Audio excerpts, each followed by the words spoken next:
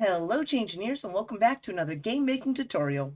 In today's video, I am extraordinarily excited to guide you through our first entirely original game, a combination of 1976 Breakout and 1979 Space Invader, a brand new game we shall call Breakout Invaders. Woo! Sci-fi noises.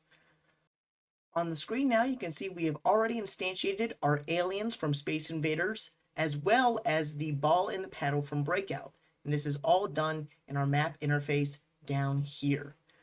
We have also brought over our character controls from Breakout, as well as the shoot command from Space Invaders. We also have the ball movement code here from Breakout, and both resolutions from Breakout and Space Invaders. If the ball touches the ground, game over. If an alien touches the ground, game over. If the brick is shot, game over. And if all of the aliens are gone, we win. So really, all we have to do is code in the reactions and interactions between the ball, paddle, and aliens so that we can achieve all four of these resolutions. Currently, the bullets don't interact with the aliens, the ball doesn't interact with the aliens can't shoot at the brick, and the aliens can't touch the bottom border. So we cannot have this resolution when the brick is shot, game over. We can't have when an alien touches the bottom border, game over. And we can't have all of the aliens gone. Now, one of the main reasons I am so excited to start a brand new game with you all is because making a new game means that we get to create the logic inherent in the story, or why all of this is happening. In Space Invaders, when the aliens were coming down towards the bottom of the screen and shooting, that made sense, because they were aliens who were invading. When the bricks from Breakout stood at the very top of the screen and we had to throw a ball at it, that made sense. It was a brick wall that had to be destroyed by the world's bounciest wrecking ball. In this game, however, we have brand new interactions between familiar characters, which means we get to create our own story. And I'm going to share with you all the story that I created for this game, but I really encourage you all to try to come up with your own stories or your own explanations for who these aliens are, what the ball and the brick are supposed to mean, what all's happening on the screen, because frankly, it's my favorite part of making any game, and I find it to be very special. So, here's my story pitch for Breakout Invaders. The aliens are back. They don't seem to be approaching. Maybe they are in some sort of space hibernation from a long flight from their distant planet. However, we can't destroy them. Our brilliant laser pointer technology has no effect on them. However, our top scientists have developed the uranium-powered bouncy ball that we can shoot into the sky, knock into the aliens, and disable all of their shields. And once their shields are destroyed, our laser pointer gun should be able to take them out. However, once their shields are destroyed, they will most certainly snap out of their hibernation and descend to destroy us. So, our brave paddle cannon pilot must both balance the ball and the lasers to stop the aliens before they invade Earth. So, the first thing we're going to want to do, at least the first thing I'm going to do to start getting this game rolling, is I'm going to get the interaction between the ball and the aliens figured out. It's going to resemble Breakout in the fact that the ball is going to knock into the aliens and bounce around after affecting the aliens. So what we're going to do, we're going to come over to our plot here where the ball code is and say when the ball touches an alien, the ball bounces, and we also want the alien to be susceptible to the lasers now. We want the ball to hit them and then their quote-unquote shields to be destroyed.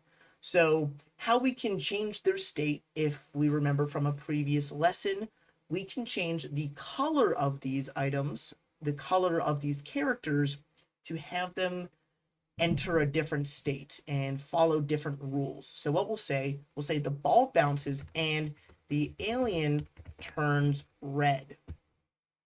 So if we were to do that, oh, I said red as in R-E-A-D. That's fun. If we were to do this and we were to bounce the ball into one of the aliens, we can see the alien does not really change colors because it's already red. Maybe I should have picked a color other than red. Let's see if maybe we try to say green if it will turn into a green alien. Classic alien design, if I recall. And if we were to see, we did see that the ball knocked into the alien last time, and now the alien color changes to green. So now the aliens, let's say the aliens are now activated when they're green. Their shields are now down and they are awake. So what we can say, when the alien is green, we want the lasers to finally hit them. You know, this laser right here. Oh, I missed the ball. So if we were to come over here, we can say, when the green alien is shot, it explodes. So this clarifies that only a green alien can explode if shot. A red alien will still be safe. So we can see, we'll send the ball back up there. Once this alien becomes green, we can try this, and we can see now that the aliens explode once they turn green. So, by that logic, we can use this ball to turn all of these aliens green, and we can shoot all of these aliens to eventually, after admittedly a rather long time, win the game. However, the aliens don't just become vulnerable to lasers when they become green. They are supposed to be awake, which means they should take on the properties of the Space Invaders from Space Invaders. So, what we can say is the green alien starts by moving down. We're going to kind of skip that strafing mechanic where the aliens would go down and go all the way to the right, knock into this wall, go down all the way to the left, because as you can see, they're already in these lines. So if individual ones were to be going right, they might crash their UFOs into each other. Now the alien is going to start moving down when it becomes green, which will allow this resolution when an alien touches the bottom border. Game over. Oh, okay. It doesn't start by moving down. That's very important to note. It doesn't start as a green alien. It starts as a red alien. So when we say the green alien starts by moving down, it doesn't start anywhere. That's a bit confusing, but you can kind of imagine it as this line right here starts by moving down, indicates when the game starts itself. So if the green alien isn't in the game yet, then the alien can't start by moving down. So instead of starts by moving down, we will say just the green alien moves down. It will continuously move down. We don't need it to be an if-then, because the if-then is it turning green. I hope that makes sense. A little bit of if-then logic there. But as we can see, now the aliens are descending once they're awakened. And if I shoot one, but I miss the other ones, game over. And now we have completed these 3 resolutions. When an alien touches the bottom border, game over. When a ball touches the bottom border, game over. And when all the aliens are gone, you win. We can destroy all of the aliens now, but the aliens can now make it to the bottom of the screen, which means the only thing left to incorporate is when the brick is shot, game over. So, when should the aliens be able to shoot down at the brick? Well, we kind of clarified that earlier. When they're awake, when they're green. So, we can say when the green alien is above the brick, the alien shoots down. And when the brick is shot, the brick explodes. So now, once these aliens are awakened by our uranium-powered bouncy ball, they will go into panic mode and start racing down to invade us, as well as firing their lasers. As we can see, they won't fire when we're not beneath them, but when we go underneath them, they now fire. And that is going to add some extra strategy to it, but the main thing it's actually going to do is allow us to have this final loss condition, where if I am silly enough and I don't move, I can lose. The brick is shot in game over, which means all 4 resolutions are now available. This is now technically a complete game. However, before letting y'all go today, I would like to do a couple tweaks to make this game a little bit more fun, and also make a couple notes on the design of the game and how we got to this point. Because I think there was an element that I didn't entirely explain, which is this little diagonal between the initial paddle and the initial ball. As you can see, the ball and the paddle don't line up together. And the ball, unlike our previous coding game, our previous breakout game, the ball won't move up, but instead down. The reason I did this was to make the game a little faster. If you were to start the game on accident let's pull up our previous code real quick. This will be important. Let's pull up Breakout, our original Breakout, and we can see how the ball moves. First of all, the ball might start up there, and the paddle doesn't do much until it finally comes down to interact with us. The ball is always going to move up.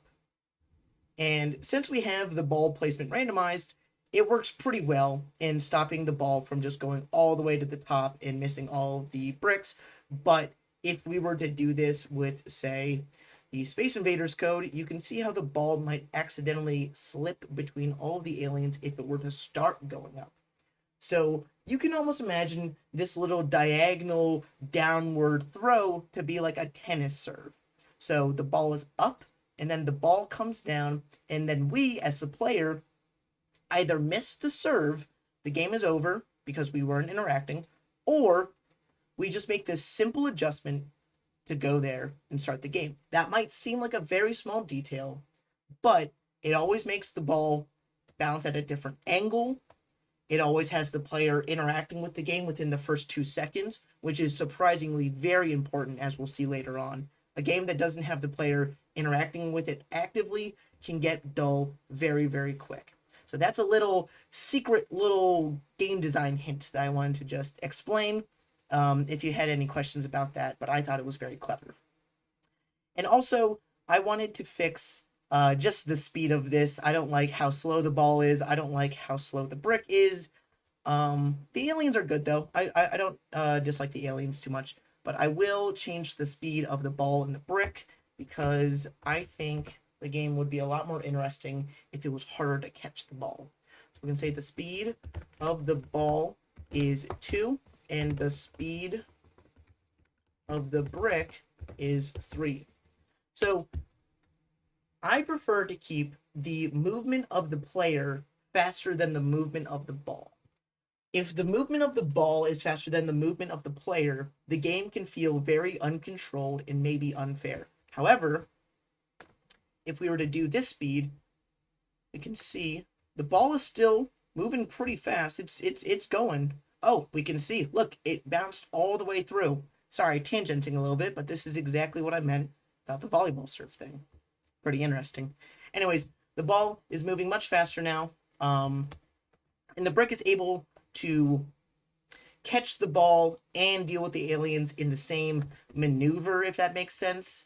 It's there's a lot more freedom with this faster movement, and you could even make these aliens move faster, make this game a touch tougher.